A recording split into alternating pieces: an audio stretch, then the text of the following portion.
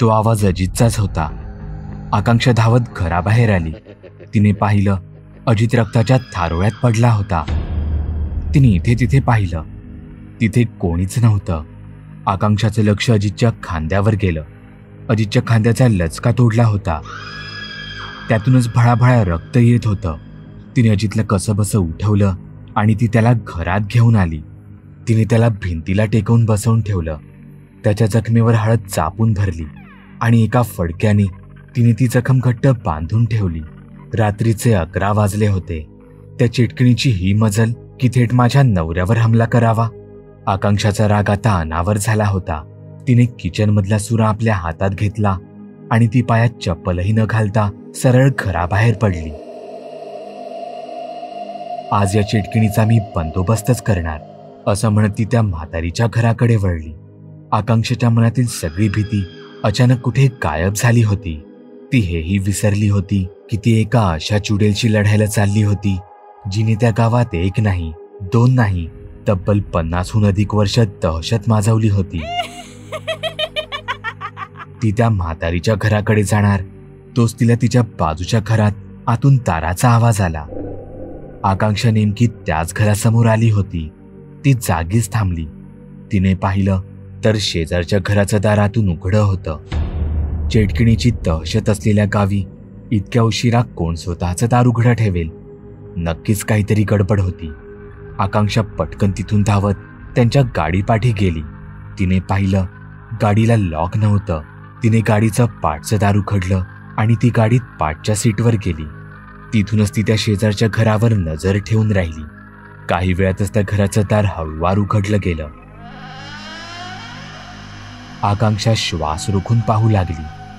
त्या घरातून तीच मुलगी बाहेर आली. तिचं ते भयानक रूप पाहून आकांक्षाचा धीरच खचला. त्या चेटकिणीने इथे तिथे पाहिलं आणि ती जमिनीवर ओणवी झाली. ती 2 पाय आणि 2 हातांच्या मदतीने चालू लागली. ती आकांक्षाच्या घराबाहेर येऊन थांबली. तसं आकांक्षाला आठवलं तिने तर तिचं दार नुसतं ढकलून ठेवलं होतं. ती गाडीत बसून आता फक्त प्रार्थनाच करू शकत होती. पण त्या चेटकिणीने जे केलं ते फारच किळसवाणं होतं. ती आकांक्षाच्या घरात शिरण्याऐवजी तिथे जमिनीवर पडलेल्या अजितचं रक्त पाहू लागली. त्या चेटकिणीच्या तोंडून भली मोठी जीभ बाहेर आली. ती संपूर्ण काळी कोळशासारखी होती. ती सामान्यपेक्षा दुप्पट कदाचित तिप्पट आकाराची असावी. ती त्या जिभेने जमिनीवरचं रक्त चाटू लागली. ती अधूनमधून कुरकुरत होती. ती तिथून पुढे गेली. आकांक्षा यावेळी तिच्यावर नीट नजर ठेवून होती. तिने मोजून 7 घरं सोडली. 8व्या घरापाशी पोहोचताच तिचा खरा खेळ सुरू झाला. ती त्या घराचं दार बडवू लागली.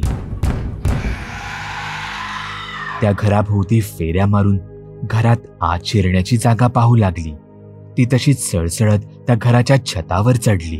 तिथून मग ती मिळेल त्या तिला वाटेल त्या घराची पाहणी करू लागली. त्या चेटकिणीची खरी दहशत आकांक्षाला आता जाणवत होती. त्या चेटकिणीला कसलीच भीती नव्हती.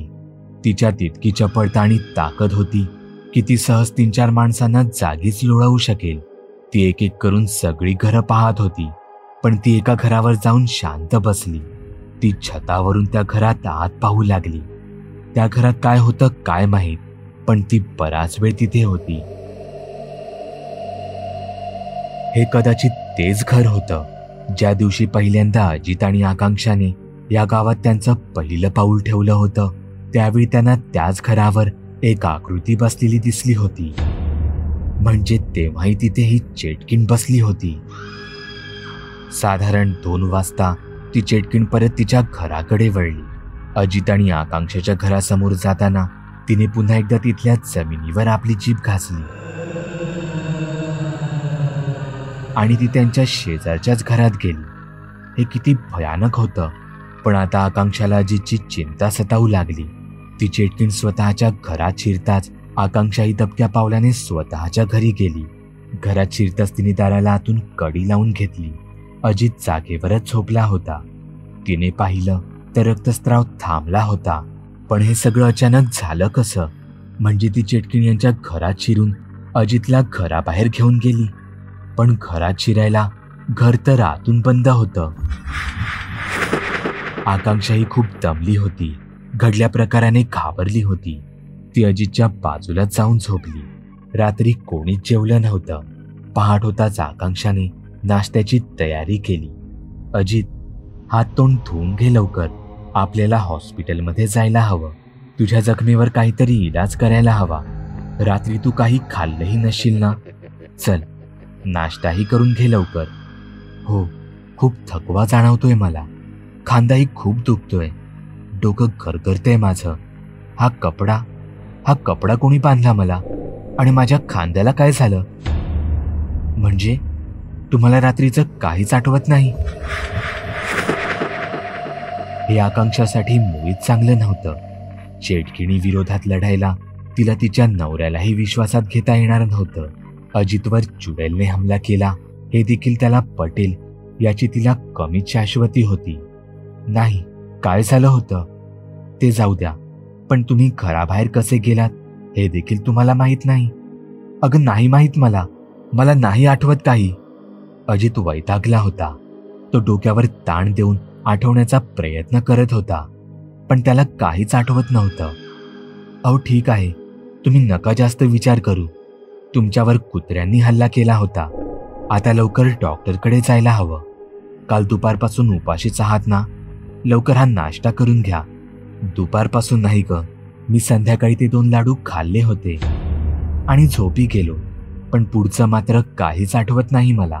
आकांक्षाच्या डोक्यात प्रकाश पडला. हा तर त्या चेटकिणीचा डाव होता. आदल्या दिवशी तिने दुधात काहीतरी मिसळलं होतं. त्यामुळे नेहमी घरात लपून राहणारी कुत्री चुकून ते दूध पिऊन संमोहनात गेल्यासारखी घराबाहेर आली आणि चेटकिणीची शिकार बनली. काल अजितच्या बाबतीतही तसंच घडलं होतं. ते दूध किंवा तो लाडू त्या चेटकिणीने आकांक्षासाठी आणला होता. याचा अर्थ त्या चेटकिणीला, खरं तर आकांक्षाला, तिच्या पोटातील कोवळ्या जीवाला खायचं होतं. पाणी नाकापर्यंत आलं होतं. आता लवकरात लवकर याचा निकाल लावणं गरजेचं होतं. पण कसं? सकाळ झाली म्हणून आकांक्षाने घराचं दार उघडलं तर घरासमोर ती शेजारची मुलगी उभी होती.